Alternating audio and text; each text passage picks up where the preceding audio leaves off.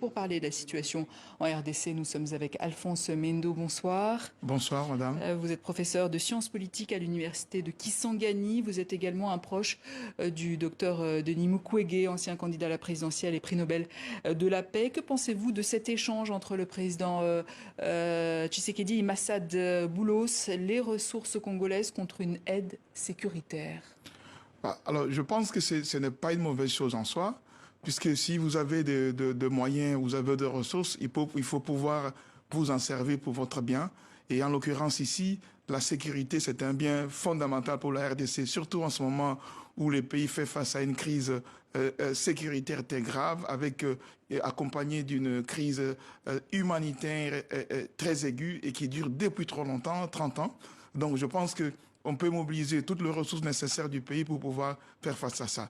Mais maintenant, la question qui se pose, il ne faut pas qu'on puisse brader ces ressources pour la sécurité. Il faut quand même qu'on puisse négocier cela dans des conditions qui soient favorables aussi à la RDC, puisqu'il faut le savoir, ce sont des ressources qui sont épuisables.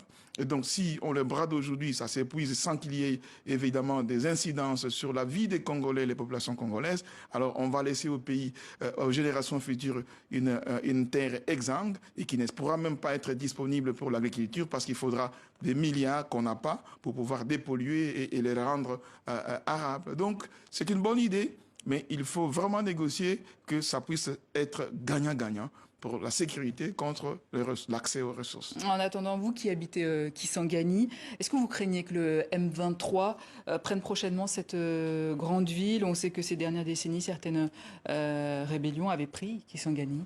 Oui, la crainte, elle est là, elle est bien réelle, puisque les M23, disons l'AFC M23 n'a pas caché ses intentions.